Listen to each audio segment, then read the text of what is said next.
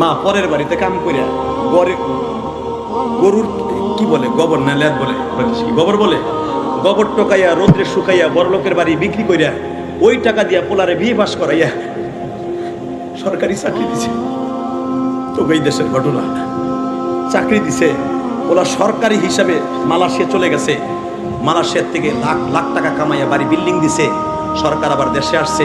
ও বাবা, এই ছেলে বিয়ে করার পরে ছেলে হইছে, ছেলে হওয়ার পরে এখন ওই বড় লোকের মাইয়া চাইতেছে মায়ের কেমনে আলাদা করা যায়। স্বামীর টাকা হইছে, গোবর টোকানের পয়সার কথা তো স্বামী ভুলে গেছে। কথা বলেন না কেন? জোরে বলে। বাস্তব ঘটনা বেড়া তোর প্রবাসীর কপালে। এই প্রবাসী, আজকে প্রবাসীদের কপালে কত কষ্ট। একমাত্র ওই প্রবাসীর কপালে কষ্ট লাগবে যে প্রবাসী তার মা বাপের ঠিক মতো পয়সা দেয় না। আর ওই প্রবাসী ভাই সারা জীবন তার জান্নাতি যে তার মা বাবার জন্য একটা ভাগ প্রতি মাসে মাসে পাঠিয়ে দেয়। আমি বৌসাল মেয়ের টাকা দিতে না করবো না, কিন্তু মারে আগে দিস। মার মুখের একটা হাসি জান্নাতের একটা দরজা তোমার জন্য দলিল। কথা বলেন না কেন? আজকে মা বাপরে কান্দাইয়া মা বাপ ঔষধের পয়সা পায় না, বউর কাছ থেকে টাকা নিয়ে মা ঔষধ কিনতে হয়। হালাকে বাবার রক্ত পানি করা পয়সা দিয়ে তুমি বিদেশ গেছো। কথা কর, কষ্ট হইতেছে? জান্নাতে যেতে পারবি। এই রবিউল আউয়ালের আজকে 9 তারিখ আমি গভীর রজনীতে ওয়াদা করে গেলাম তুমি জান্নাতি।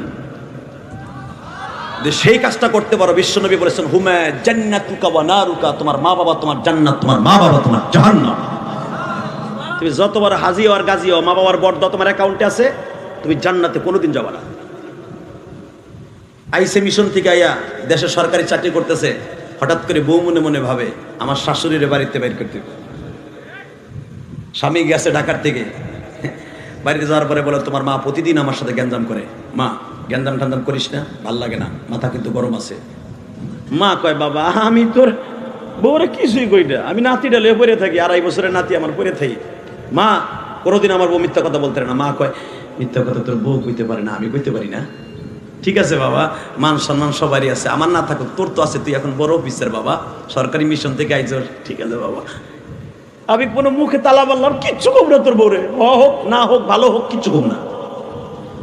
বাজারে বড় লোকের মাইয়া মনে মনে ভাবলো এই ঔষধে কাজ হবে না।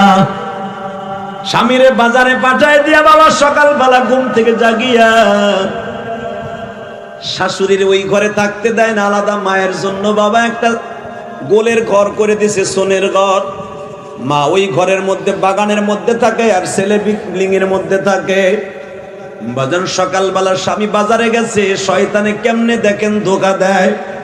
শাশুড়ির সামনে যে গালমন্দ শুরু করছে পুতের বউ বাবা।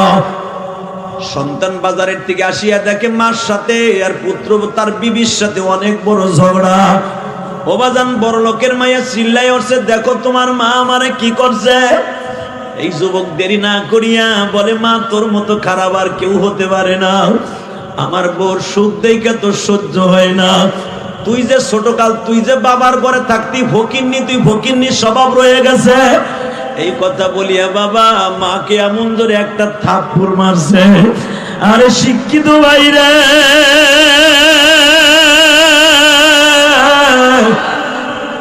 ওই শিক্ষার সাইরানার দাম নাই যেই শিক্ষায় তোমার জানোয়ার বানাই ফেলছে। এই জন্য একটা ছেলের মাদ্রাসায় পড়ায়ও অন্তত কোনদিন মা বাবার গায়ে হাত দিবে না।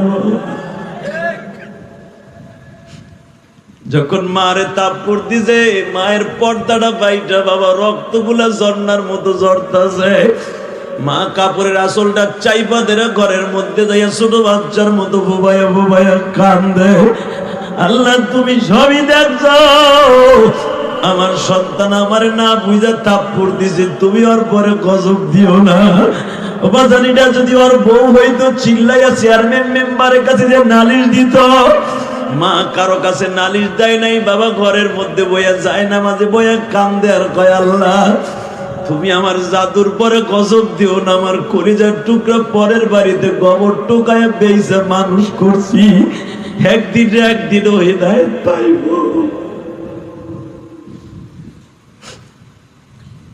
বাজার 3 মাস হয়ে গেল, মায়ের থাপ্পড় দিয়ে যুবক আব্দুল্লাহ আজকে পাগল হয়ে গেছে বাবা। ওলা এখন নেশা করে বাড়িতে ফিরে বিবি কয় তুমি নিশা ধরছো কেন? শান্তি নাই। পোলায়ও বলতে পারে না বাবা, আব্দুল্লাহ বলতে পারে না। আজকে হঠাৎ করে নেশা করে ঘরে ঢুকছে, যুবক আমি তোরে মডেল বানাই দিয়ে যাই ঘটনার দ্বারা রে ভাই। ঘরে ঢুকে দেখি ওই আব্দুল্লাহর পোলা পায়খানা করছে, 2.5 বছরের পোলা। ওই পায়খানা প্রস্রাবের মধ্যে আব্দুল্লাহর পোলা ঘুমায় আছে, ওর বউ ঘুমায় রইছে। পায়খানা প্রস্রাবের গন্ধে আব্দুল্লাহ ঘরে ঢুকতে পারে না। দরজার পরে দাঁড়ায় আব্দুল্লাহ মনে মনে ভাবে, আমার বউ আমার পোলার পায়খানা প্রস্রাবের মধ্যে যদি ঘুমায়া থাকে, আমার মাও তো একদিন এরকম আমার পায়খানা প্রস্রাবের মধ্যে ঘুমাইছিল। আরে আমি কি করছি রে মা? জানালার কাপড় সরাইয়া প্রতিদিন দেখে। অফিস থেকে যখন বৃহস্পতিবার আসে, আমার ছেলে কখন আসে কখন যায়, বউ ঘুমায় কিন্তু মা সজাগ থাকে। দরজার কাছে যে ডাক দিছে, মা দরজা খুল রে মা। আব্দুল্লাহ মনে করছে মা ঘুমায় আছে।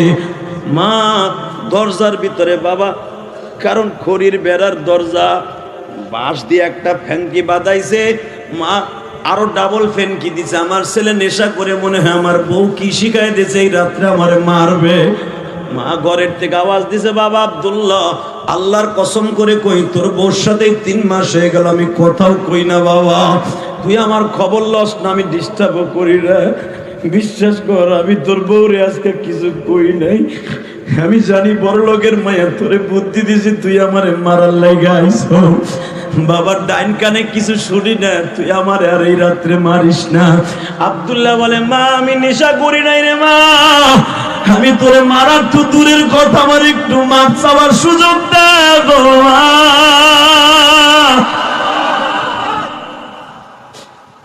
আব্দুল্লাহ বলে, মা দরজা খোল। মা বলে, জীবন গেল দরজা খুলবো না।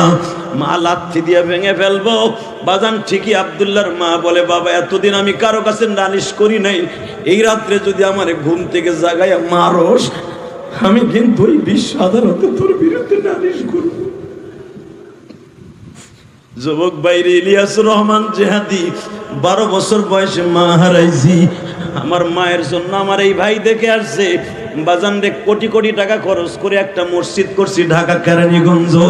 3.5 কোটি টাকা চলে গেছে আমি গুনাহগারের মসজিদে। তোমরা যে ওয়াজের হাদিয়া দাও, কোন বক্তা কি করে আমার দেখার বিষয় নয়। আমি ইলিয়াসুর রহমান জেহাদির ওয়াজের সমস্ত টাকাটাই বাবা মসজিদ মাদ্রাসায় যায়।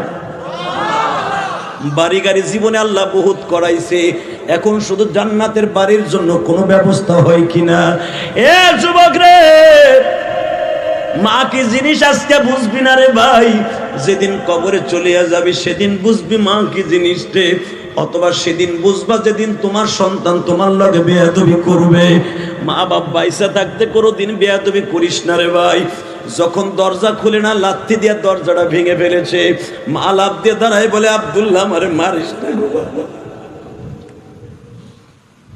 মা পাও দুটো জড়াই ধরে বলে, বাবা তুই আমারে মারিস না, আমি তোর বউরে কিছু বলি নাই। আব্দুল্লাহ মায়ের বুকে নিয়ে বলে, মানে আমি তোমার গায়ে হাত দিয়ে এত দূরের কথা, আমি তোমারে আজ থেকে মাথায় করে রাখবো রে মা। কেন বাবা, কেন কেন কি হইলো বাবা?